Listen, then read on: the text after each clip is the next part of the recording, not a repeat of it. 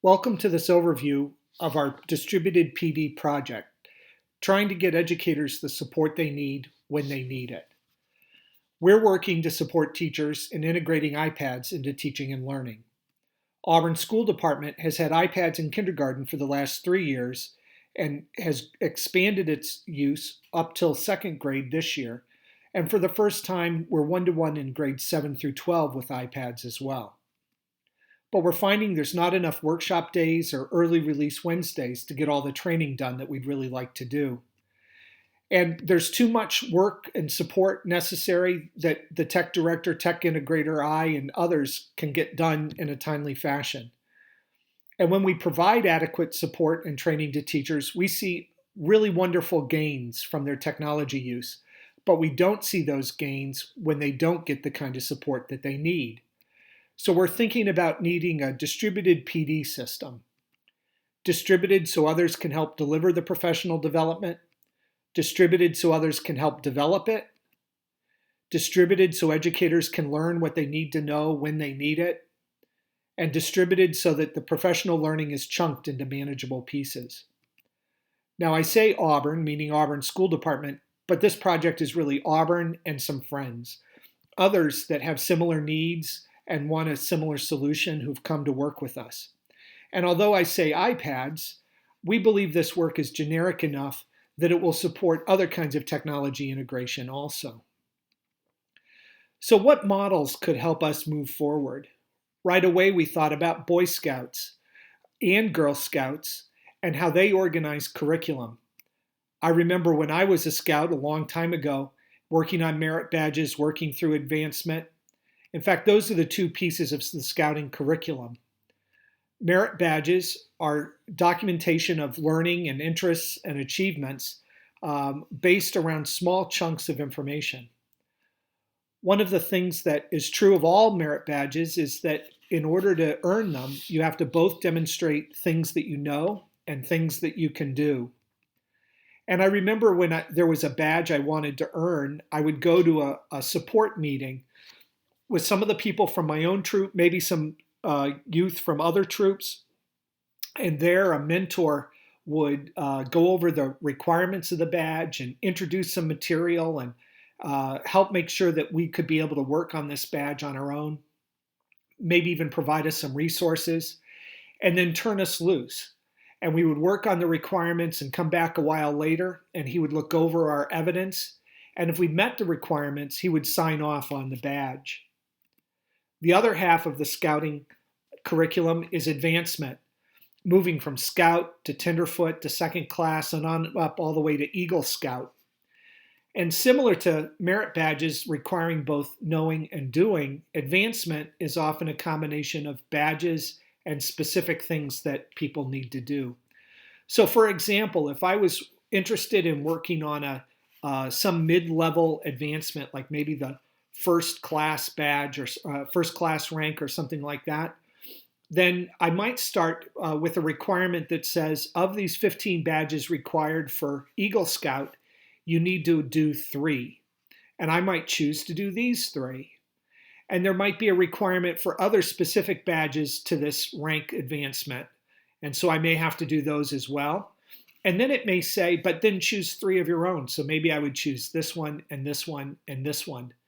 But there would also be some required actions I had to take, often demonstrating something, either something specific or general, or attending certain kinds of events and activities.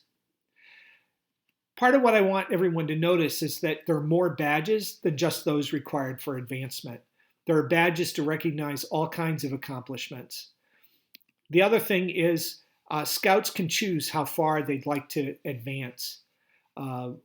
They're not all required to become Eagle Scouts. So perhaps something like this could work for us and our professional development needs. We've started thinking about iPads for teaching and learning falling into 10 curriculum buckets. These are professional curriculum buckets. And there are 3 general buckets, things like, can you use it yourself, personal use, classroom management for technology, can you keep your students engaged while they're working with technology, or managing the tech itself, things like syncing simple troubleshooting. And then we think about 7 powerful uses. These are more pedagogical approaches, things like technology for building foundational knowledge, technology for putting knowledge to work, technology for learning progress management, technology for personalizing learning, for supporting independent learning, for assessment, and for building strong homeschool connections.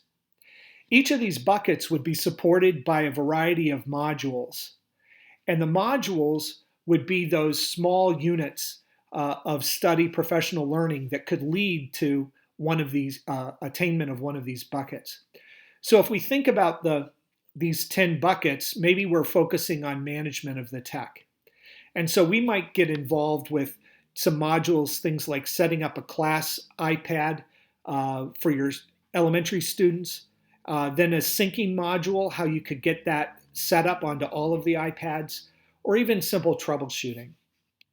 So whatever the modules are, each module would clearly define the requirements. They would require both knowing and doing. They would have some sort of certifier or authorizer to sign us off as we demonstrated proficiency. They could be completed independently or through support, but those support sessions and resources are offered for whoever would need them. And it would leverage reusable learning objects like videos, iTunes U courses, iBooks, or other courses or workshops to support them. If you took a course on technology, it might qualify you for one or more modules within the program. And it allows for multiple approaches. For example, I may use a different app to achieve the same goal that you use, and there would be flexibility for that kind of thing. And perhaps we would look at using digital badges as the way to keep track of what people had learned.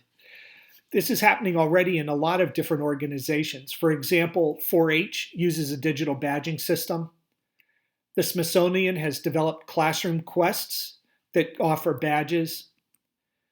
Colorado State University has extension, offers the Certified Gardener program, which is managed through badges. The Badges for Vets program helps recognize the kinds of training and skills that vets have so that they can show these off to new potential employers. And the Dallas Museum of Art Friends program has a badge program so that members of the museum can earn badges for various events they attend or exhibits they become familiar with. Digital badges are digital credentials. They represent skills, interests, and achievements that we've made, and we earn them through specific projects, programs, courses, or other activities. In addition to the folks who earn the badges, there are badge issuers, either the organizations that kind of take responsibility for the system or the individuals who sign them off for individual badges. And the badge consumers, those people who will be looking at what badges do you have and what skills and knowledge do they represent that you have. And there's a growing movement to differentiate badges to something like small, medium, and large, where the small feed into the medium and the medium fit into the large. Khan Academy, the online math system, has a variety of kinds of badges, everything from the small meteorite badge that they refer to as being common and easy to earn when you're just getting started, all the way up to challenge badges that are special awards for completing topics such as graphing equations or working with inequalities. And Colorado Extension Certified Gardener program is managed from badges. In fact, if you just look at the badges, you can see the notion of large, medium, and small. They don't call them large, medium, and small. They call them Mastery, Quest, and Trek. And so Mastery are those large badges that require a lot of work. The Quest would be the medium badges, and they're the building blocks for the Master, the Mastery badge. And then the Trek badges are the smaller ones that lead to the medium badges, the Quest badges. And we might end up using a system like that, where we can give recognition in the small badges for little kinds of things that still warrant recognition, but maybe don't recognize the level of accomplishment that we're looking for around a Mastery badge, such as management of the technology or technology for homeschool connection or putting knowledge to work. Those would be our large badges. But large badges we might also have for recognizing the people who help develop and support our system. So for example, we might have a large badge around being a module designer or a certified certifier. Our Quest badges or medium badges will be those things that take more effort and maybe require a multitude of things that are a handful of things that need to be done. So we might have a badge on syncing or app selection for your curriculum or using QR codes for homeschool connection, et cetera, all the way up to something like your apprenticeship to become a certifier. And Trek badges would be those small badges. We still want to recognize people accomplishments and things that they've learned. And so Trek badges might be for mastering a new app or program like Edmodo or eBackpack, or attending an event like iPad Bootcamp. So how do these badges work together? Well, what if you're working on a medium-sized badge around managing student assignments?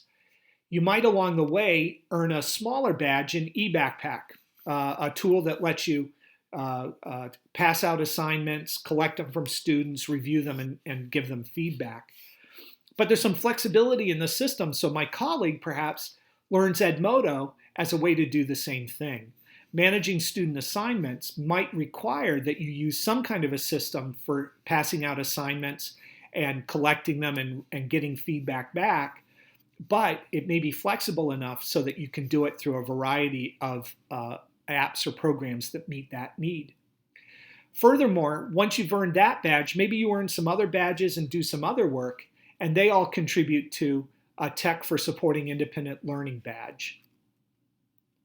How might advancement work in our system? Well, one of our lessons about putting into place complex things like technology integration is don't do it all at once. Break it up into phases. And last August, we drafted a Phases of Technology Integration document where we kind of outlined 4 phases of implementation based on those 10 buckets. And each phase right now is a list of things you need to be able to do or know, but those might turn into various kinds of badges. So just like with advancement in scouting, we might also have a collection of badges you need with some various ways of giving choice for those badges, but perhaps also some specific lists of things you need to do or participate in. We too could have more badges than just those required for advancement so that we can find lots of ways to recognize professional learning as it happens. And our educators could also choose how far they'd like to advance. Or maybe later we have a conversation about what levels should educators advance to and what additional levels might be options. So that's an overview of our distributed PD project. We hope to identify a professional learning continuum, that may be our phases, and outline a collection of modules that would at least feed into those phases, but might also lead to recognition of other kinds of accomplishments. And we are thinking of developing a digital badge infrastructure so that we can manage recognizing what people have learned and been able to do, but also provide them a way of sharing that with others so that they can show off their skill set. And we need to recruit module designers and module certifiers, others who can help us deliver this PD to teachers. And frankly, after we've worked out the bugs, we might consider expanding the system to other components of customizing learning. So if you'd like to learn more, make sure that you visit the Distributed PD website, distributedpd.wordpress.com. Thanks for listening.